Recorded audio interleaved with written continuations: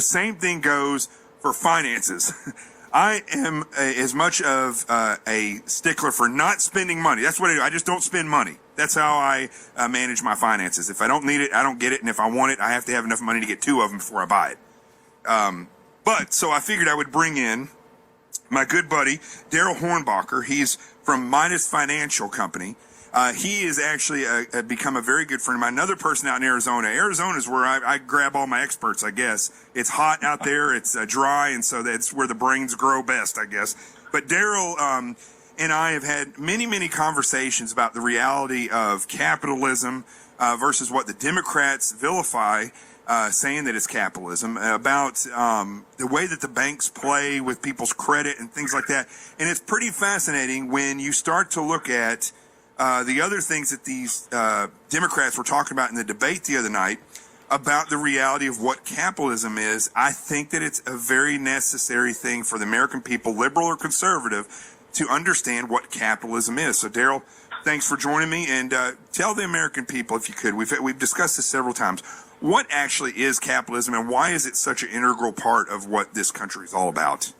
Well, hey, Jonathan, thank you so much for having me on. But before I answer that question, I got a couple things to say. Number one, you have fans everywhere. When all my buddies found out from coast to coast I was going to be on the Hannity radio program, they were all excited. And when I told them that you were interviewing me, there was a couple of them that I had no clue even knew who you were. And one of my buddies, Jim from Colorado, was like, oh my gosh, every time he fills in for David Webb or Andrew or whatever, I listen to every show. And I have another buddy of mine from Michigan, Danny, that he was like, oh my God, I can't believe you're getting interviewed by this guy. So I'm like, well, this guy's been at my house. Interviewed by me. You've made me margaritas before that were amazing. I know, right? And you should have seen the clam chowder I made for the team this week. You would have loved it. But anyway, that's another thing. The second thing is, let me put a caveat on how I'm gonna answer your question. I'm a poor little guy that comes from rural Michigan, okay? So my idea of capitalism is on the street level. I'm not a Wall Street guy. I don't have a Wharton MBA, any of that stuff. This is street level experience that I've garnered over 15 years of running this company. And as you know, we've done okay. But here, this is really very simple. Liberals believe in the equality of outcome. Conservatives believe in the equality of opportunity. So if you think about that and take that statement in comparison to the debates, everybody else in those debates wanted to give something for free. That's at least the real far left liberal view, and they've basically overtaken the Democratic Party, whereas conservatives, it doesn't matter what color you are, it doesn't matter what faith you are, it doesn't matter what your gender designation is, none of that stuff matters. All we want is to give you an equality of opportunity. Now, contrary to what the liberals will tell you, conservative opportunity is true opportunity, where from the liberal standpoint, they want everything to be gray. They want everyone to have the same thing, and they want Big Brother to control it all. Now, equality. Well, let me just say this: equality is not the same as equal. You know, you can't say that opportunity is going to make, when we give them opportunity, which you're saying that the conservatives in this country and capitalism says you're going to have the opportunity to do these things, but you're not going to necessarily be equal. It's just like going out and sprinting. I may not be on the same status as somebody who's ran in the Olympics before. It's just not going to happen. I get that, but at the end of the day, everybody has the same opportunity. So equality, however you want to designate it, everybody has the exact opportunity. You know, I have people look at me, and I have very few liberal friends, but I have a few. And when they see what I do or what we have or how we truly enjoy our life, and they question that, I'm like, dude, when you're sleeping in on Sunday, and you've been at my house, so you know what I do. When you're sleeping in on Sunday, before I go to church, I'm up at 4:30 in the morning answering phone calls and emails and things like that. I don't need to do that, but guess what I do? Because I want something different, and I want my family to be different. Right. Now, the other thing that is different between liberals and conservatives when it comes to this stuff it boils down to three words: trickle down economics.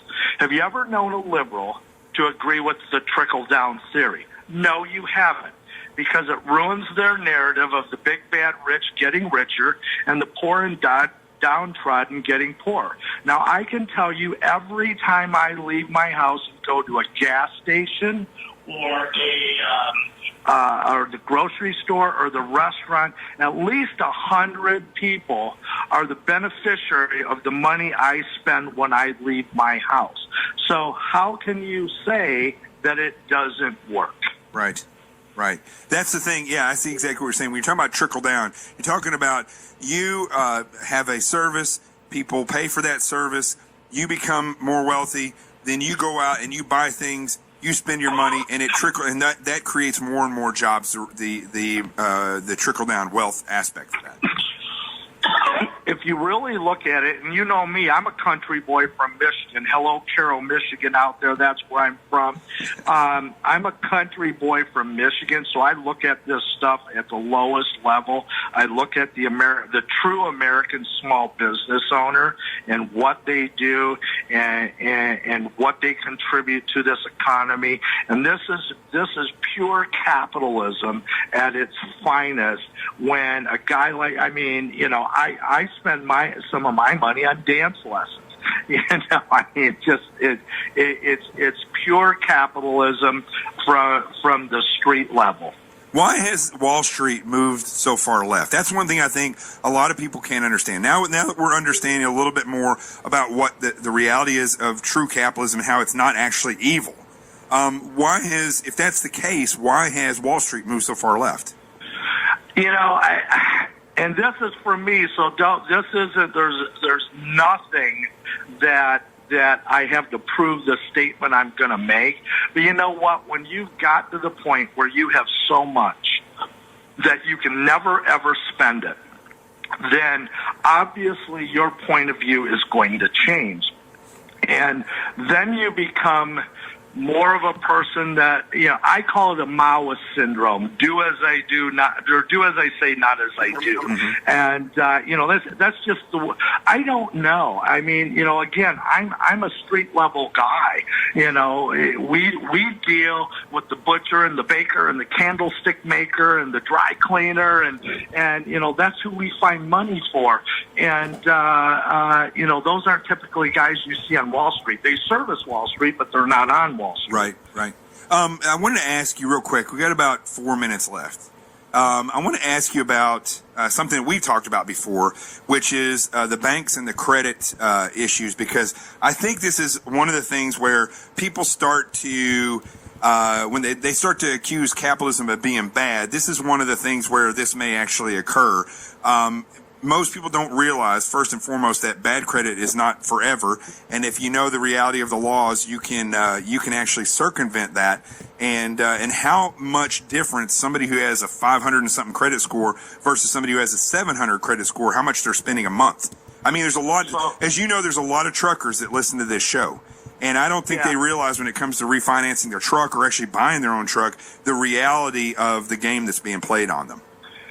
Yeah, so here's the thing. So the credit bureaus are private for-profit enterprises. They make money off of selling your information, how much income you have, when was the last time you had a late payment, anything and everything that data that credit bureaus can find about you, they put a price on that information. The sad thing about it is that people with bad credit, their information is worth more than people with good credit for obvious reasons. But here's what really kills me with that situation is that if you have a 620 credit score versus a 720 credit score, you are paying on average $735 a month more in interest payments and insurance payments than your counterpart with a 720 credit score. So think about that. You've grown up, you've paid your bills on time, you've done everything you're supposed to do, and then one of life's evil nuances got a hold of you. You lost your job, you lost a spouse, you got sick, or you got divorced. One of those things, and none of those four things make you a bad person. They just make you a person that something bad happened to. But you can go out and commit a felony and go to state prison, and you can be out of prison faster committing an actual felony than if you go out and miss 3 or 4 payments or get a foreclosure or a charge-off or a collection on your credit account. You're in credit prison for 7 to 15 years. Wow.